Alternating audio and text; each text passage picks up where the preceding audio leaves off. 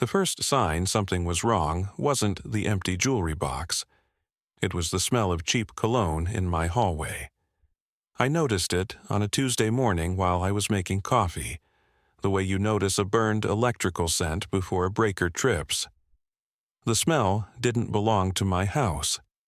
My house had its own quiet scent: old wood, laundry detergent, the faint dust of books I kept meaning to donate and never did. This was a sharp, synthetic fragrance that felt young and impatient. I stood by the counter and listened. No footsteps, no voices.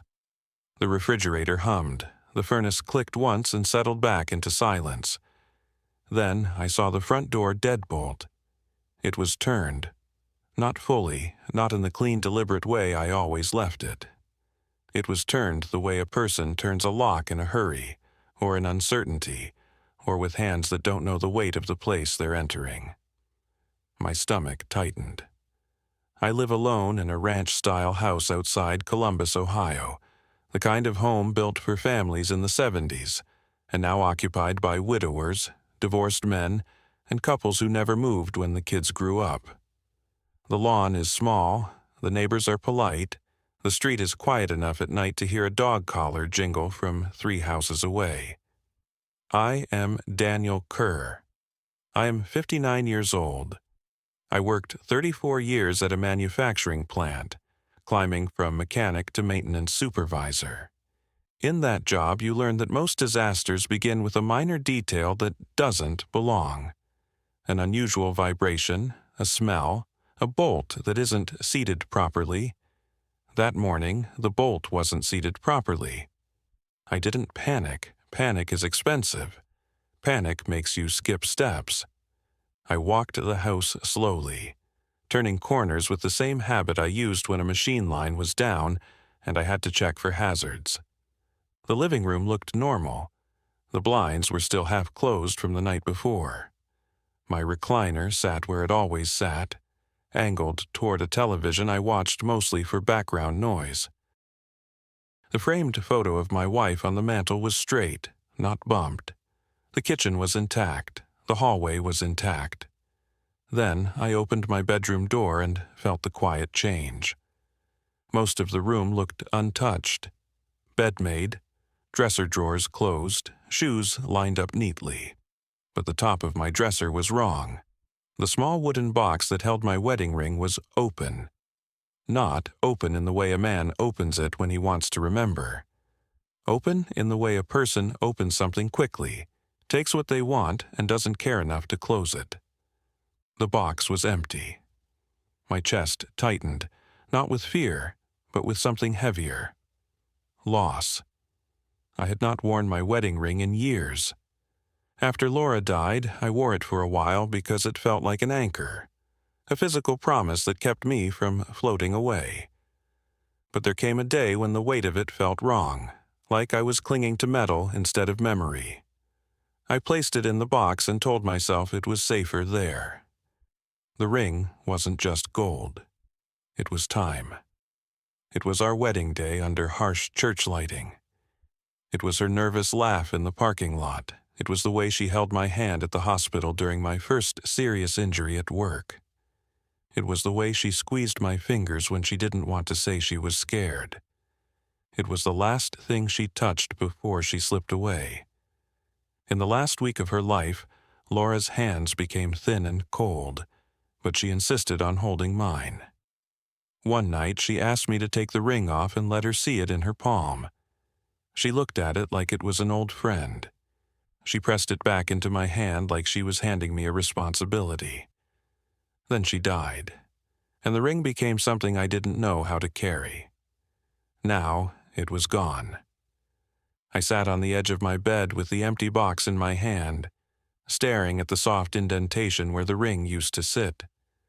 The air felt too still. My ears rang slightly, the way they do when you take off hearing protection after hours in a loud shop. I forced myself to move. I checked the closet. Nothing else disturbed.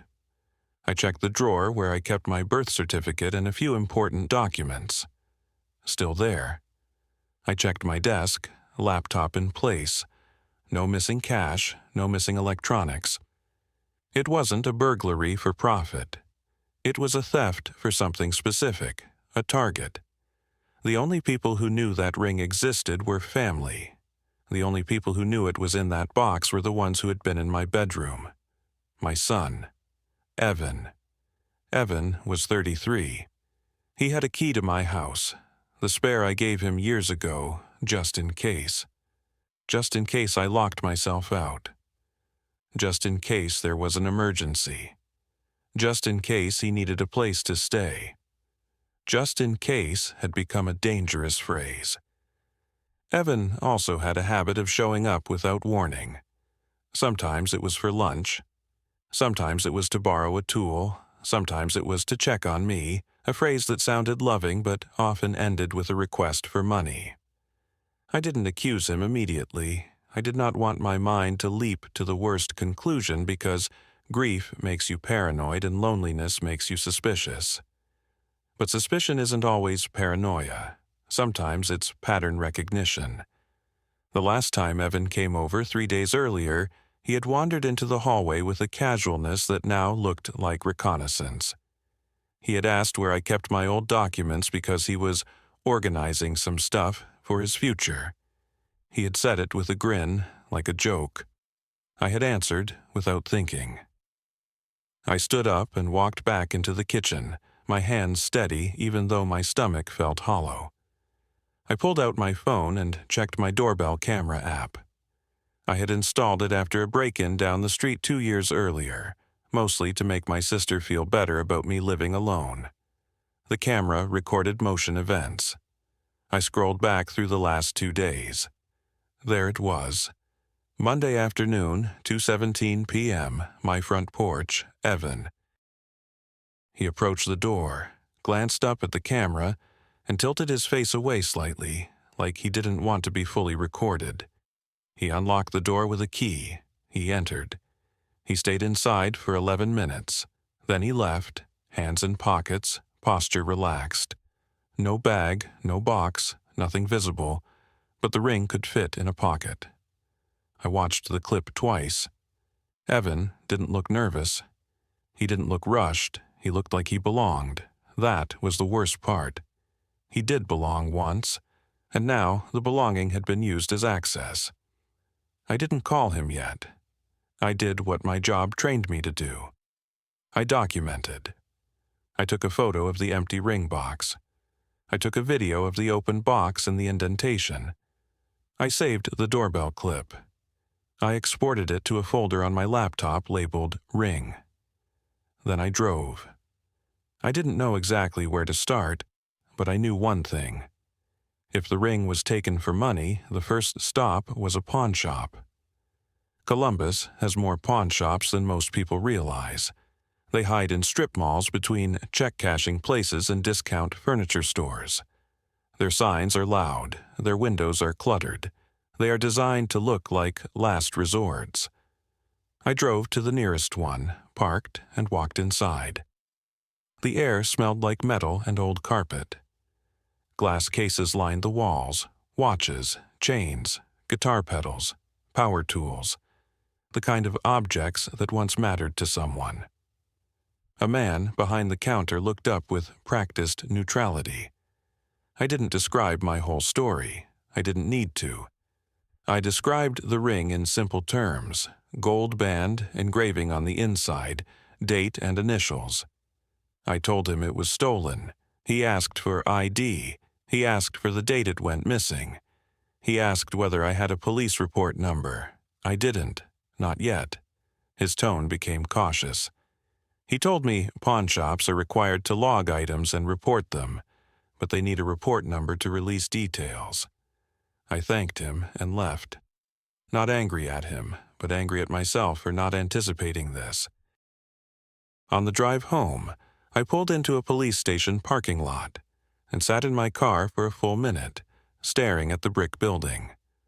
Filing a police report about a stolen ring felt like admitting I could no longer trust my own family. But trust is not a moral virtue when it becomes a liability. Inside, I spoke with an officer. explained that my wedding ring was missing, that I had doorbell footage showing a person with access entering my home while I was away. I gave Evan's name without theatrical emotion. The officer asked if I was sure. I wasn't sure of the whole story, but I was sure of the access. The officer took the report. He gave me a case number. He explained the process, how pawnshops are required to hold items for a period, and how records can be requested. I left the station with a number written on a paper that felt heavier than it should. That afternoon, I visited 3 pawnshops with my report number. The third one was the one. The clerk behind the counter was a woman in her 40s with tired eyes and a professional manner that suggested she had seen everything people do when they are desperate. I described the ring. She asked for the case number. I gave it. She typed quietly, her nails clicking. Then she looked up and asked me to repeat the engraving. I did. She nodded once and stepped into the back room. When she returned, she carried a small clear plastic bag. Inside, my ring glinted under fluorescent light. My throat tightened so hard I could barely breathe. The ring looked smaller than I remembered, like grief had inflated its significance in my mind. But the engraving inside was real. The date was real. The initials were real. My marriage was sitting in a pawnshop bag like an item on a shelf. I asked how it had arrived. The clerk explained the policy. She could not give me personal information without law enforcement request, but she could tell me the date it was pawned. Saturday, Evan's birthday weekend. She told me the ring had been pawned for $250. $250, my wife's ring, the symbol of a life, reduced to the cost of a mid-range pair of shoes. I felt rage rise, but it was cold rage, the kind that doesn't explode. It concentrates. I asked what it would take to get it back. She explained that with a police report number, the ring would be held. It could not be sold. The police would need to verify and release it. She also offered a practical option. I could buy it back immediately and then pursue restitution later. It would cost the pawn amount plus fees. I did not hesitate. I paid. I held the bag in my hand and felt the ring through the plastic like it was a heartbeat I had recovered. In the car, I opened the bag carefully and slipped the ring onto my finger. It was too loose. My weight had changed. My hands had aged. It slid down and rested against my knuckle, a physical reminder that time keeps moving no matter how much you want to hold it still. I sat there for a long time with my hand on the steering wheel, staring at the gold circle like it might explain how my son could do this. I knew the answer, even if I didn't want it. He didn't see it as a marriage. He saw it as an object. Objects can be traded. That's what he had learned from the way he treated my money, too. On the drive home, my phone buzzed. Evan. His name on the screen felt like a test. I didn't answer. Not because I wanted to punish him with silence, but because I wanted to speak from clarity, not from heat. If I answered in that moment, I would either yell or I would forgive too fast, and both would lead back to the same trap. At home, I locked the door and sat at my kitchen table with the ring still on my finger. The coffee I made earlier had gone cold. The house felt like it was holding its breath. I opened my laptop and pulled up my bank statements again, the way I had begun doing more often since I started noticing strange patterns in Evan's requests. The ring theft didn't exist in isolation. It was part of a larger shape. I highlighted every transfer to Evan in the last year. I counted. I totaled. $54,000, not including the car insurance I'd been paying. Not including the phone plan, not including the credit card payment I covered temporarily. $54,000, and he still pawned his mother's ring. That was the part that gutted me. It wasn't that he needed money so badly he was forced to do something desperate. It was that he had plenty of ways to ask me.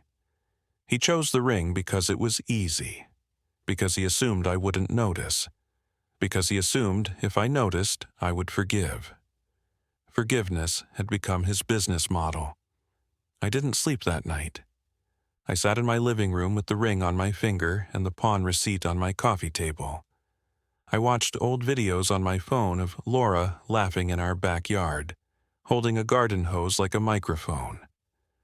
I watched Evan at 10, smiling at the camera, the boy he used to be. I tried to locate the moment where love turned into entitlement. I couldn't. In the morning, I called an attorney. Her name was Sylvia Mercer, and she specialized in elder financial exploitation cases. The phrase elder made me bristle, but Sylvia used it as a legal category, not a judgment. She listened while I described the ring, the pawn, the payments, the doorbell clip. She did not sound surprised. That was its own kind of heartbreak. She asked if Evan had access to my accounts. I told her no, not directly, but he had been an authorized user years ago. She asked if he had a key. I said yes. She asked if I had done anything about it yet. I told her I had replaced the locks that morning. Sylvia approved of that decision. She told me to secure my credit, freeze it, add alerts. She told me to change my banking passwords and enable two-factor authentication. She told me to remove any authorized users. She told me to create a written boundary statement. Then she told me something I wasn't ready to hear. She said the ring pawn was not only betrayal, it was evidence of willingness. A person willing to pawn a wedding ring is a person willing to take whatever is accessible. If I didn't draw a line now, I would be financing my own downfall. After the call, I drove to my bank and sat with a banker to review my accounts. I made changes like a man preparing for a storm. New passwords, new cards, lowered daily transfer limits, and alerts on every transaction above a small threshold. I set my accounts to require in-person verification for any large changes. Then I did the hardest part. I removed Evan from my life's automatic settings. I canceled the recurring transfer that hit his account every 2 weeks. I canceled his phone plan payment. I canceled his car insurance auto-pay. One by one, the help I had built into my finances disappeared. Each cancellation felt both cruel and necessary, like pulling out a splinter that has been there so long your body has built scar tissue around it. My phone buzzed again. Evan again, then a text, then another. The tone shifted quickly from confusion to irritation to accusation. The texts insisted he needed to talk. The texts implied I was overreacting. The texts framed the situation as a misunderstanding. A misunderstanding does not have a pawn receipt. I didn't respond.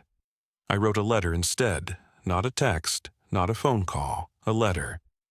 It explained that the ring had been missing, that I recovered it at a pawn shop, that I had filed a police report, that I had documentation. It explained that all financial support was ending effective immediately. It explained that any future help for essentials could only be paid directly to verified providers with receipts and a plan. It explained that my home key was no longer valid, and any attempt to enter without permission would be treated as trespassing. I kept the language calm. Calm is harder to twist. I mailed the letter certified. Then I waited. Evan reacted the way Sylvia predicted. He recruited my sister. Diane called with a tone that sounded like concern wrapped around pressure. She asked what I was doing. She described Evan as desperate. She described me as harsh. She used the word family like it was a rule that erased consequences. I listened without arguing. Then I sent her a photo of the pawn receipt. I sent her a photo of the ring in the plastic bag. I sent her the doorbell clip. I did not add commentary. Diane went quiet. Then she cried. Then she apologized. She said she didn't know. She said she felt sick. I did not blame her. People believe the person who speaks first and loudest. Evan had been speaking first and loudest for years. My mother reacted with denial. She tried to rationalize. She said Evan was grieving. She said young men do stupid things. She said the ring was just an object. I looked at the ring on my finger and felt something in me harden. The ring was not just an object. The ring was my line. Over the next week, Evan escalated. He showed up at my house and found the locks changed. He left angry notes on my porch. He sent messages that swung between apology and rage. He hinted at how lonely I would be without him. He hinted at how much Laura would be disappointed. That was the cruelest move, using his mother's memory as a weapon. He knew it would hurt. He used it anyway. I saved every message. I photographed every note. I documented everything. On Friday, my credit monitoring app sent an alert, a new inquiry. Someone attempted to open a line of credit in my name. It didn't succeed because I had frozen my credit, but the attempt was real. It wasn't paranoia anymore, it was pattern. I updated the police report and forwarded the alert to Sylvia. Sylvia advised something I had been avoiding, a formal no-contact notice if he continued harassment. I didn't want to be the father who needed legal boundaries to manage his son. But I also didn't want to be the father whose retirement was drained while he tried to preserve an illusion. Illusions are expensive. In mid-November, a package arrived at my house. Inside was a cheap watch and a note with no signature. The note suggested a trade, the watch for forgiveness. I stared at it and felt the same cold rage that had settled in the pawn shop parking lot. Evan thought in transactions. He treated relationships like accounts. I did not respond. Instead, I visited Sophie, my granddaughter. Evan had a daughter, Sophie, age 8. Her mother, Marissa, had been out of Evan's life for years, but she had never shut me out. She knew I was a steady presence. She knew I didn't use money to buy affection. I met Marissa at a coffee shop and explained what happened in simple terms. I did not trash Evan. I did not build a case against him. I shared facts, the ring pawn, the fraud attempt, the need for boundaries. Marissa's face tightened with something like recognition. She told me Evan had been spiraling. She told me she had suspected he was using my support as a substitute for responsibility. We created a clean plan for Sophie. If Sophie needed something, I could help directly through her mother. School supplies, medical co-pays, soccer fees, payments would be transparent. No money would flow through Evan. It felt like building a new channel for love that couldn't be hijacked. That channel mattered more than revenge. The first time Evan realized Sophie could no longer be used as a lever, his messages changed. The guilt became sharper.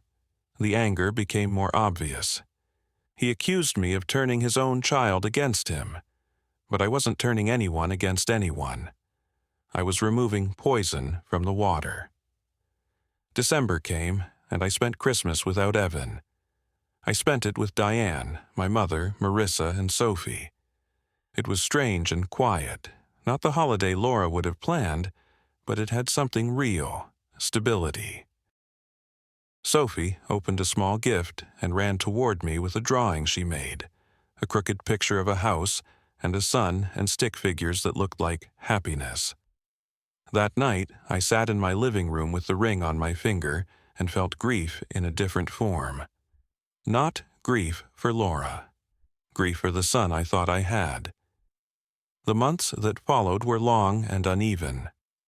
Evan's life began to collapse in the way it always does when it has been built on someone else's money.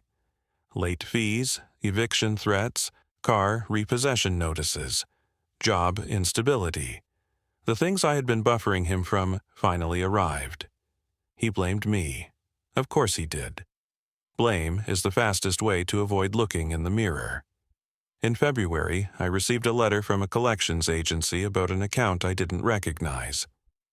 This time, it was more serious. a personal loan attempt that had been flagged as fraud but needed my confirmation. The address attached to the application was Evan's apartment complex. Again, the credit freeze saved me. The fraud alert created friction.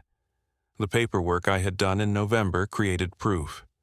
The system held because I built it, because I finally acted like a man responsible for protecting his own life.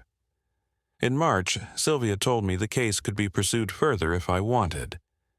She said the ring pawn and fraud attempts created a pattern strong enough to justify legal action, possibly restraining orders and restitution claims. I didn't want punishment, I wanted safety. I wanted Evan to stop. Sylvia said safety sometimes requires consequences. Consequences are not revenge. They are boundaries with teeth. I let her send the formal notice, a no trespass letter, a warning about further identity attempts, a statement that any further harassment would be pursued. Evan didn't respond directly. He responded through silence. Silence can be relief. Silence can also be plotting. I stayed cautious. In May, Marissa called and told me Evan had entered a treatment program, not a dramatic transformation. Not a miracle, a program, a decision. It was the first piece of news that felt like a crack in the armor of entitlement. A person who enters a program, even for the wrong reasons, has to sit in rooms where people tell the truth out loud. Truth is uncomfortable for manipulators. Evan stayed in treatment for 30 days. When he got out, he didn't come to my house. He didn't send angry messages. He didn't recruit Diane. He sent a letter. A real letter, not a text. The letter acknowledged the ring. It acknowledged the pawn shop. It acknowledged the shame. It did not excuse it as grief. It described it as addiction and selfishness, and the belief that someone would always catch him. He wrote that he had turned my love into an emergency fund and then into a joke. He wrote that he didn't deserve forgiveness. He wrote that he wanted to earn his way back into being a decent man, even if he never earned his way back into being my son in the way I wanted. I read the letter twice. Then I sat with it for a long time. Forgiveness is not a switch. Forgiveness is a process, and sometimes it begins with refusing to forgive quickly. I wrote back. My response was short. No money, no access, no shortcut back to comfort. But if he stayed consistent, if he stayed honest, if he stayed responsible for his own life, I could consider contact in safe settings. Not a reunion, a possibility. Evan didn't respond immediately. Weeks passed, then Marissa told me he was working steady. He was paying child support on time, he was attending meetings, he was sober, small actions, repetition. That is how trust rebuilds when it is damaged. In August, I attended Sophie's soccer game and saw Evan across the field. He didn't approach me. He didn't try to perform an apology in public. He simply nodded once. A small acknowledgement that recognized my presence without demanding anything from it. That mattered more than words. After the game, Sophie ran to me and hugged my waist, and I felt the ring on my finger press gently into her hair. The ring was back where it belonged, not as an object of control, but as a reminder of what love is supposed to be. Love is not a pawn ticket. Love is not a transfer. Love is not access to someone else's life as if it's a bank account. Love is respect, even when you are struggling, especially then. The day my ring went missing, I thought I was losing the last piece of my marriage. In reality, I was recovering the first piece of myself. The part that believes dignity matters. The part that believes boundaries are a form of love too. The ring still fits loosely. It slides against my knuckle when my hands are cold. It reminds me that time has changed me. It also reminds me that I am still here, still responsible for my own life, still capable of choosing what I will and won't fund. I did not pay the cost of being mocked again. I did not pay the cost of being used again. The ring came back to me through a pawnshop bag, which is a sentence I never imagined I would write about my own son. But sometimes life forces you to see people clearly. Sometimes the clearest lesson comes from the cheapest transaction, $250. That's what Evan thought my marriage was worth.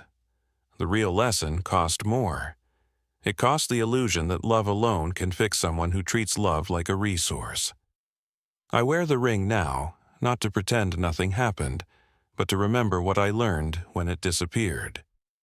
I learned that grief does not excuse cruelty. I learned that family is not a license. I learned that the most dangerous theft isn't the ring itself. It's the slow theft of your dignity when you keep paying to avoid conflict. That theft ends the moment you stop funding it. End.